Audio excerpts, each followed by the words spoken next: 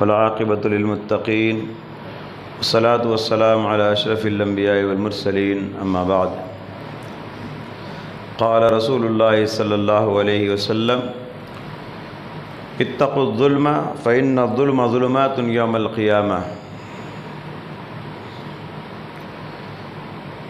اللہ کا شکر ہے کہ ہم سب رمضان المبارک کا دوسرا دن سحری کر کے فجر کی نماز میں تشریف لائے ہیں۔ اللہ کی حکمت دیکھیے، کل موسم کتنا گرم تھا اور آج موسم باہر کتنا ٹھنڈا ہے، سخت بارش ہو رہی ہے، اور کل بھی مسجد بھری ہوئی تھی اور آج بھی مسجد بھری ہوئی ہے۔ یہی مومن کا طریقہ ہونا چاہیے، موسم جیسا بھی ہو عبادت برابر کرنا ہے۔ حالانکہ بارش کے موسم میں دل کرتا ہے بستر پہ سو جائیں، چادر اوڑھ کے سو جائیں، لیکن مومن موسم چاہے سرد ہو، موسم چاہے گرم ہو، موسم چاہے بارش کا ہو، وہ اللہ کی عبادت میں سستی نہیں کرتا۔ اقبال نے کہا، یہ نغمہ فصل گل و لالا کا نہیں پابند، بہار ہو کہ خزاں لا الہ الا اللہ۔ ہر موسم میں مومن لا الہ الا اللہ پڑھتا ہے اور اللہ کی عبادت کرتا ہے۔ بخاری کی ایک حدیث آپ کے روبرو پڑھی گئی۔ اللہ کے نبی صلی اللہ علیہ وسلم نے فرمایا، تم ظلم کرنے سے بچو، کیونکہ ظلم قیامت کے دن تاریکیوں کی شکل میں آئے گا، ظلم اندھیروں کی شکل میں آئے گا۔ کسی کا حق مارنا یہ ظلم کہلاتا ہے، کسی کو ناحق قتل کرنا یہ ظلم کہلاتا ہے، کسی کو زخمی کرنا، کسی کو ڈانٹنا، کسی کو جھڑکنا، کسی کا مال ناحق لے لینا، یہ ساری باتیں ظلم کے دائرے میں آتی ہیں۔ آج ہمارے پاس ایسے سینئر لائر ہیں جو سچ کو جھوٹ اور جھوٹ کو سچ بنانے کا ہنر اچھی طریقے سے جانتے ہیں۔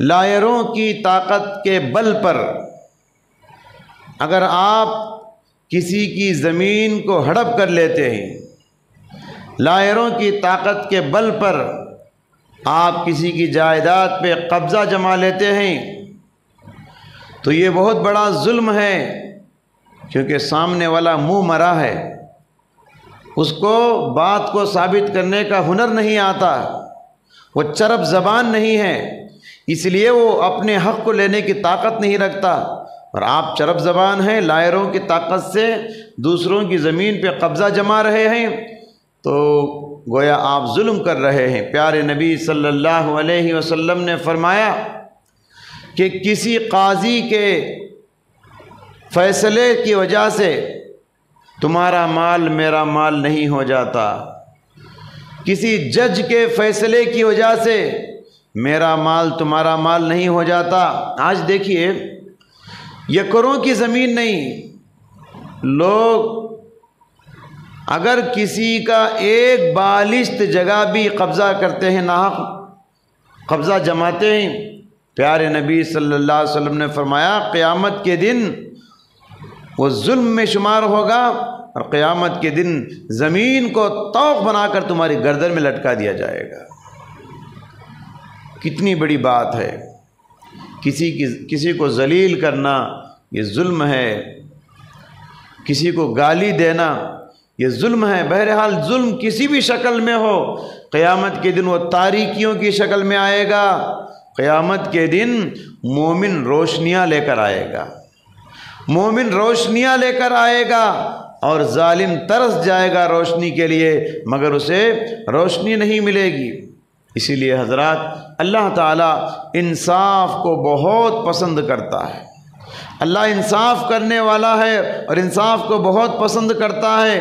پیارے نبی صلی اللہ علیہ وسلم نے فرمایا، المقسطون علی منابر من نور عن یمین الرحمن، انصاف کرنے والے قیامت کے دن نور کے ممبروں پر رحمان کے رائٹ سائڈ میں ہوں گے۔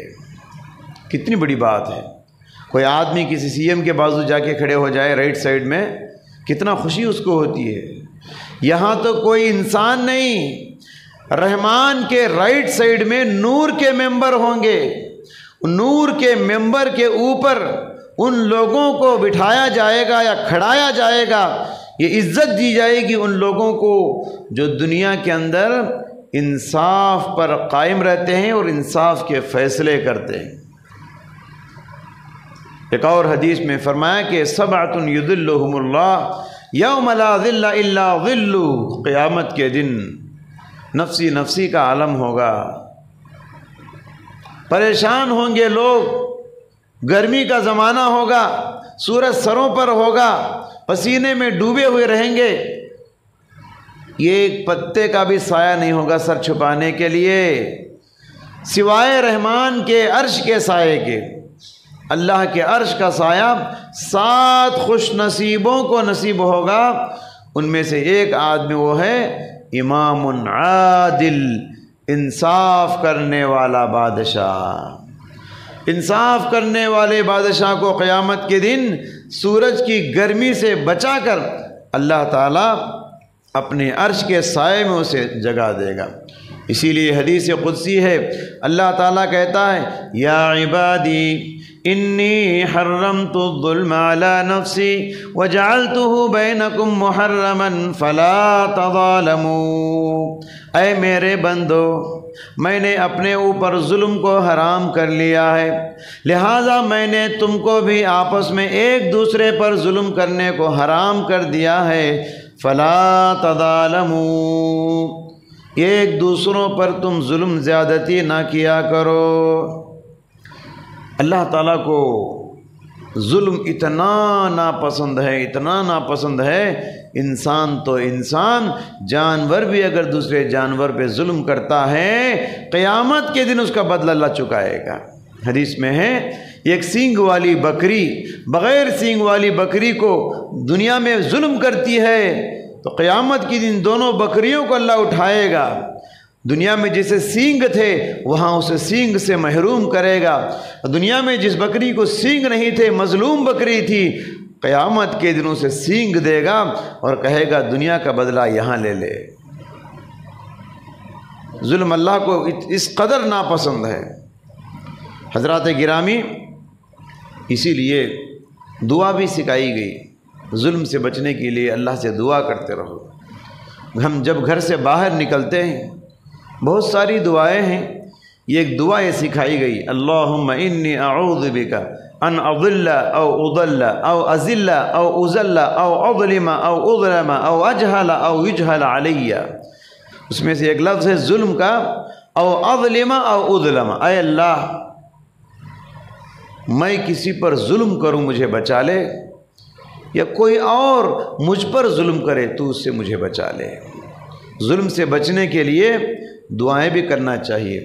یاد رکھیے ظالم کتنا بھی بڑا طاقتور ہو، ظالم دیکھنے میں کتنا بھی بڑا طاقتور ہو، وہ کمزور ہے. اور مظلوم کتنا بھی کمزور ہو وہ طاقتور ہے. کیوں؟ اس لیے کہ مظلوم کے پاس دعاؤں کی شکل میں ایک ہتھیار ہوتی ہے. مظلوم کے پاس آنکھوں سے نکلنے والا پانی آنسوؤں کی شکل میں ایک ہتھیار ہوتی ہے. مظلوم کے منہ کی آہ، دل کی آہ، یہ ایسی ہتھیار ہے، وہ ڈائریکٹ اللہ تعالیٰ کے پاس پہنچتی ہے اور اللہ سے فریاد کرتی ہے، آسمان سے مدد لے کر آتی ہے، اور آن کی آن میں ظالم کو وہ جلا کر خاکستر کر دیتی ہے، ظالم کے خرمنوں کو جلا دیتی ہے. تو مظلوم یہ کمزور نہیں ہے. جسے آپ ستا رہے ہیں، جسے آپ مار رہے ہیں، جسے آپ تکلیف دے رہے ہیں، جس پر آپ ظلم کر رہے ہیں، یہ نہ سمجھو کہ وہ کمزور ہے، میں طاقتور ہوں. اللہ کی نظر میں تم کمزور ہو، اور وہ جسے تم کمزور سمجھ رہے ہو وہ کمزور نہیں. اس کے پاس دل سے نکلنے والے درد کی آہ، یہ آہیں اتنا طاقت رکھتی ہیں کہ آن کی آن میں اللہ کے پاس سے وہ مدد لے کر آتی ہیں اور تم کو جلا دیتی ہیں. اس لیے شاعر نے کہا آہ جاتی ہے فلک پر رحم لانے کے لیے، آہ جاتی ہے فلک پر رحم لانے کے لیے، بادلو ہٹ جاؤ دے دو راہ جانے کے لیے۔ پیارے نبی صلی اللہ علیہ وسلم حضرت معاذ بن جبل رضی اللہ تعالیٰ عنہ کو یمن کا گورنر بنا کے جب بھیج رہے تھے، بہت ساری باتوں کی نصیحت کیے، اس میں سے ایک نصیحت آپ نے یہ کی کہ اے معاذ اتقی دعوت المظلوم فإنہ لیس بینہ وبین اللہ حجاب۔ اے معاذ مظلوم کی بد دعا سے بچو، مظلوم کی بد دعا سے بچو، اس لیے کہ مظلوم کی بد دعا اور اللہ کے درمیان کوئی رکاوٹ نہیں ہے۔ لہٰذا حضرات، جہاں بھی ظلم ہوتا ہے ظلم کو روکنے کی کوشش کرو، اور ظلم کرنے والوں کو کبھی ساتھ نہ دو، ظلم کرنے والوں کی طرف کبھی مائل نہ ہونا۔ وَلَا تَرْكَنُوا إِلَى الَّذِينَ ظَلَمُوا فَتَمَسَّكُمُ النَّارُ۔ اللہ نے فرمایا ظلم کرنے والوں کو کبھی سپورٹ نہ کرو، ورنہ تم بھی اسی جہنم کی آگ میں جاؤ گے جس میں وہ ظالم جائے گا۔ ظالم کو جو سپورٹ کرتا ہے نا، وہ بھی ظالم کے ساتھ سپورٹ کرنے والا بھی، اسے بھی جہنم کی آگ چھوئے گی۔ دعا ہے اللہ سبحانہ و تعالیٰ سے، اللہ تعالیٰ ہم سب کو ظلم جیسی بہت بڑے گناہ سے حفاظت فرمائے، انصاف کے علم بردار بن کر جینے کی توفیق عطا فرمائے۔ اے اللہ ہمارے روزوں کو قبول فرما، ہمارے تراویح کو قبول فرما، ہمارے صدقہ و خیرات کو قبول فرما۔ اے اللہ رمضان کے باقی سارے روزوں کو بھی صحت و سلامتی کے ساتھ رکھنے کی توفیق عطا فرما۔ جو بیمار ہیں اے اللہ اس مہینے کی رحمت سے اے اللہ ان سب کو شفائے کاملہ نصیب فرما۔ اے اللہ جو مقروض ہیں ان سب کے قرضوں کی ادائیگی فرما۔ اے اللہ جو لوگ بے دین ہیں ان کو بھی مسجدوں کے قریب آنے اور مسجدوں سے اور اللہ سے رشتہ جوڑنے کی توفیق عطا فرما۔ آمین وآخر دعوانا ان الحمدللہ رب العالمین وصلی اللہ تعالی علی خیر خلقہ محمد وعلی آلہ واصحابہ اجمعین۔